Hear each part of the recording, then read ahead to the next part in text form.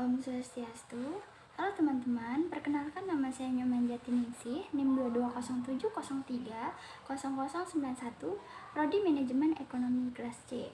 Di video kali ini saya akan membahas 3 jurnal tentang yama dan niyama dalam yoga. Yoga merupakan suatu sistem kesehatan menyeluruh di mana sistem ini terbentuk dari kebudayaan Hindia kuno pada 3000 tahun sebelum Masehi. Kata yoga atau yuj berasal dari bahasa Sanskerta di mana artinya menghubungkan antara individu atau atman dengan sang pencipta atau Parama Atman. Intinya, melalui yoga seseorang dapat mengenal lebih baik aspek dirinya dan semakin dekat dengan penciptanya. Adapun 3 jurnal yang akan saya bahas pada kali ini. Jurnal yang pertama itu dari jurnal Widya Aksara dengan judul Praktik Meditasi Yoga untuk Meningkatkan Pengendalian Diri dan Penguatan Daya Intuisi oleh Titin Sutarti. Di sini pengertian yoga adalah suatu seni untuk meningkatkan kesadaran diri baik dari pikiran, ucapan, dan perbuatan. Untuk melaksanakan yoga yang baik dijelaskan ada beberapa tahapan yang wajib diketahui, dipahami, dan dilaksanakan oleh seseorang yang disebut dengan Astanga Yoga. Bagian-bagian dari Astanga Yoga ada Pancayama Brata, Panchaniyama Brata, Asana, Pranayama, Pratyahara, Dharana, Dhyana, dan Smedhi. Jenis-jenis meditasi menurut agama Hindu juga ada 7. Ada Hatha Yoga, Mantra Yoga, Laya Yoga, Bhakti Yoga, Raja Yoga, Karma Yoga, dan Tantra Yoga. Meditasi yoga dan pengendalian diri. Dalam ajaran Astanga Yoga yang mengutamakan praktek meditasi dan pengendalian diri menjadi aspek dasar utama, sehingga dalam ajaran yoga tersebut menempatkan 2 tahapan. Yang pertama, mengutamakan proses pengendalian diri baik jasmani maupun rohani. Setelah itu, pengendalian diri juga dilanjutkan dengan ranah pikiran untuk menuju penyatuan jiwa pribadi dengan jiwa semesta, yaitu Tuhan Yang Maha Esa. Adapun 2 tahapan atau landasan pengendalian diri dalam Astanga Yoga yang disebut dengan Pancayama Brata dan Panchaniyama Brata. Landasan yang pertama ada Pancayama Brata yang artinya pengendalian diri pada tingkat jasmani. Pancayama Brata ini memiliki 5 bagian. Yang pertama ada Ahimsa, kedua Satya, ketiga Asteya, keempat Brahmacharya, yang kelima Aparigraha. Landasan yang pertama ada Pancayama Brata atau 5 aspek pengendalian diri di tingkat jasmani. Adapun bagian-bagiannya, yang pertama ada Ahimsa, mengajarkan anti kekerasan. Seseorang hendaknya menghindari setiap bentuk tindak kekerasan baik terhadap sesama manusia, binatang, maupun lingkungan sekitar. Dalam Patanjali Yoga Sutra 11.35 mengatakan bahwa jangan melukai makhluk lain manapun dalam pikiran, perbuatan, bahkan perkataan. Yang kedua ada Satya atau kebenaran yang sejati, mengikuti hati nurani dan menguatkan mental untuk selalu berkata, berpikir, dan berlaku secara benar. Satya adalah kejujuran atau kebenaran dalam pikiran, perkataan, dan perbuatan, atau pantangan akan kecurangan, penipuan, dan kepalsuan yang terdapat pada Patanjali Yoga Sutra 11.36. Yang ketiga ada Asteya, adalah tidak mencuri, tidak menginginkan sesuatu yang dimiliki orang lain. Asteya ini pantang menginginkan segala sesuatu yang bukan miliknya sendiri. Asteya adalah pantang melakukan pencurian baik hanya dalam pikiran, perkataan, apalagi dalam perbuatan, yang terdapat pada Patanjali Yoga Sutra 11.37. Yang keempat ada Brahmacharya. Seperti kita ini dengan menjaga kesucian, hidup secara seimbang dalam segala hal, dan menjaga kemurnian tubuh, pikiran, dan emosi. Brahmacharya adalah berpantang dengan kenikmatan seksual yang terdapat pada Patanjali Yoga Sutra 11.38. Yang kelima ada Aparigraha, adalah non-posesif, menjauhkan diri dari membangga-banggakan diri dan harta, atau kita bilang ada sombong lah. Tetap hidup dengan sederhana dan tidak berlebihan. Aparigraha adalah pantangan akan kemewahan. Seorang praktisi yoga harus hidup sederhana yang terdapat pada Patanjali Yoga Sutra 11.38. Landasan yang kedua ada Pancayama Brata, yang artinya 5 aspek pengendalian diri di tingkat rohani. Bagian-bagian yang pertama ada Saucha, adalah kemurnian. Saucha berarti meningkatkan kesucian tubuh dan pikiran atau kebersihan lahir batin.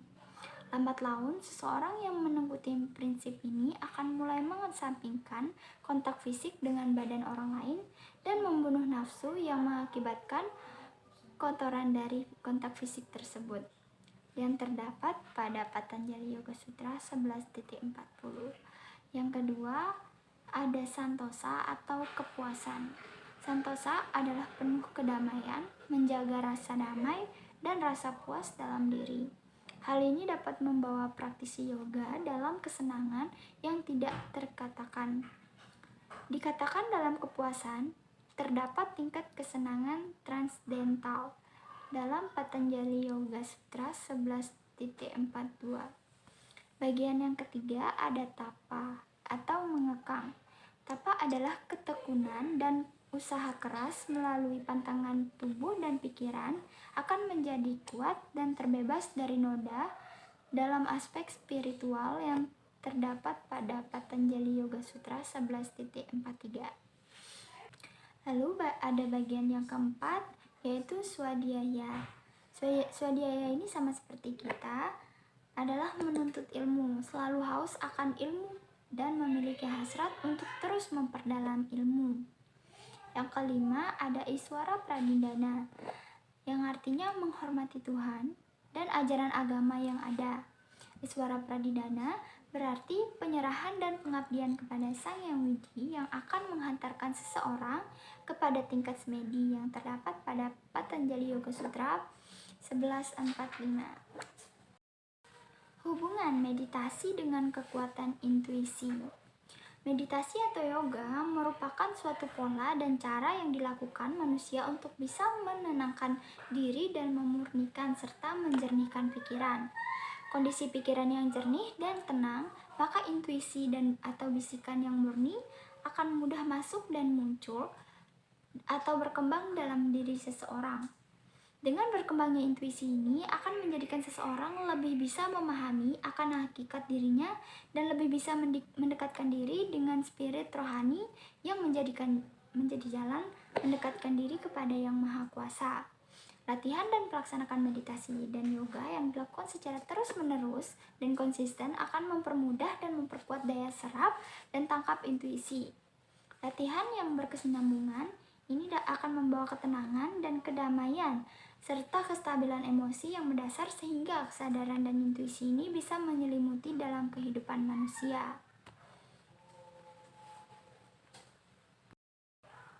Jurnal yang kedua yaitu Jurnal Penjaminan Mutu dengan judul Asketisme dalam Ajaran Yoga oleh Iwayanarta. Kata asketisme berasal dari kata benda Yunani yang berarti latihan atau praktik. Dalam mencapai kedamaian dan ketentraman batin, karena mampu menawarkan pembebasan spiritual, salah satu dengan secara asketis seperti mempraktekkan ajaran yoga.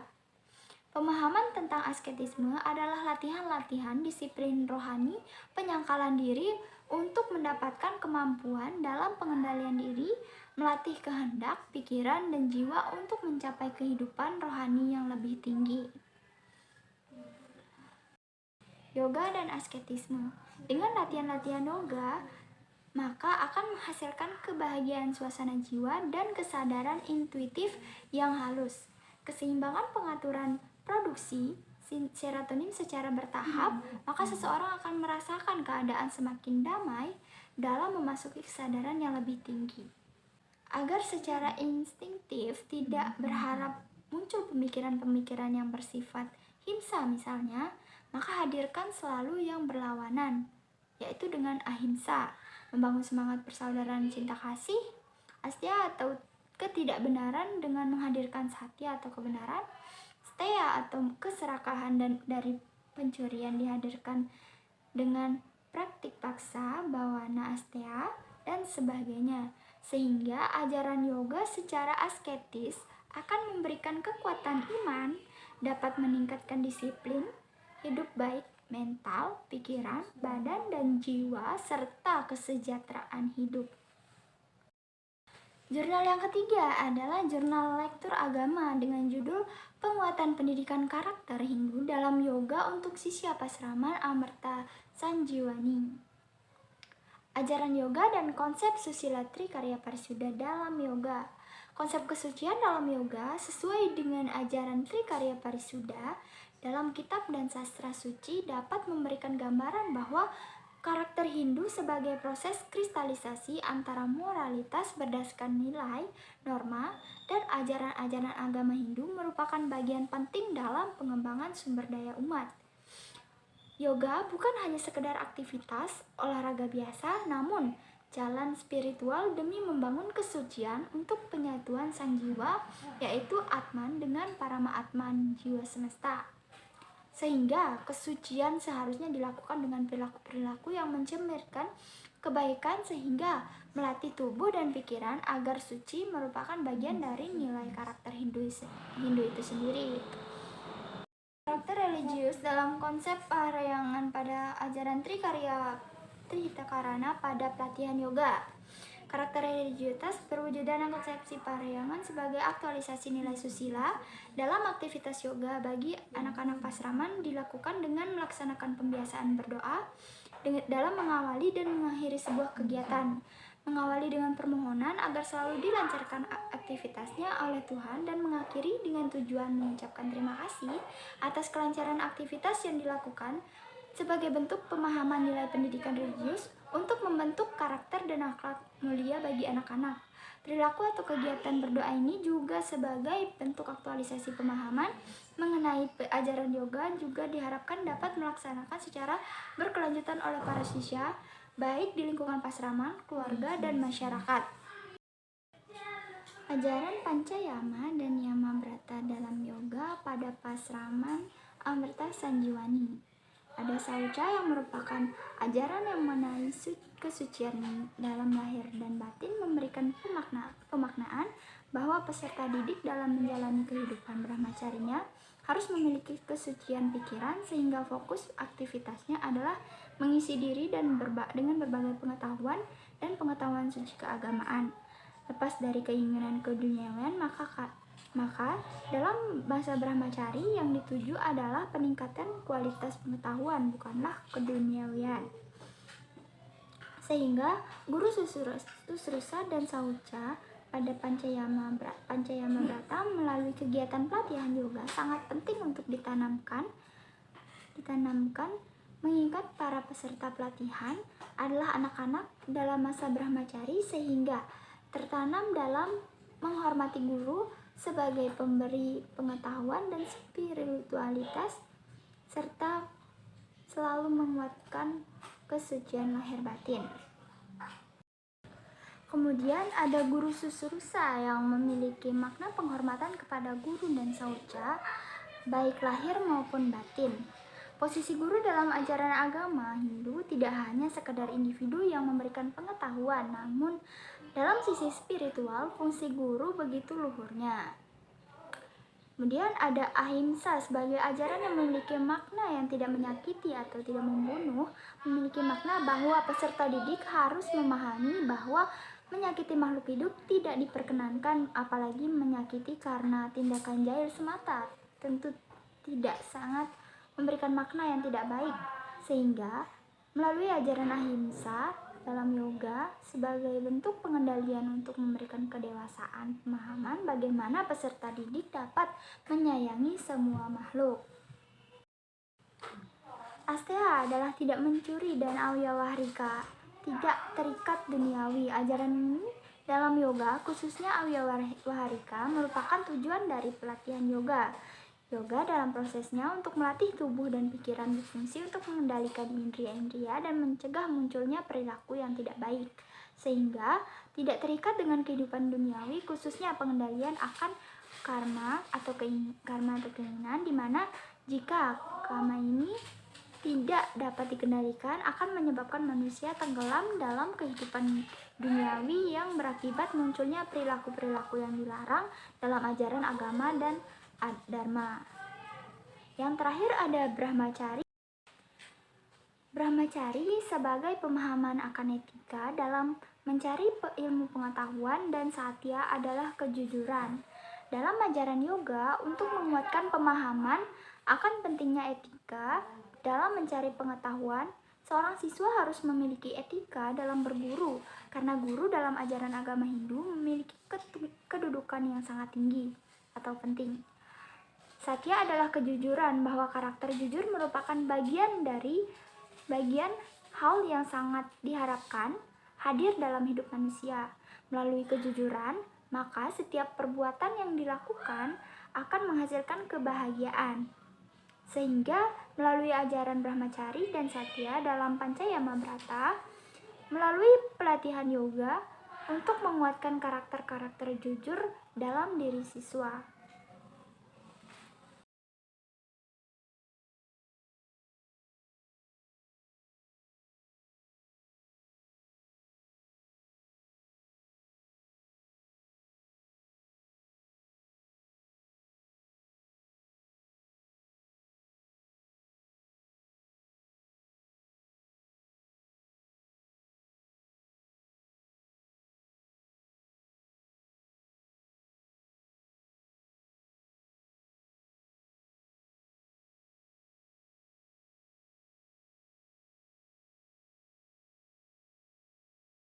Baik, mungkin itu saja pembahasan kali ini.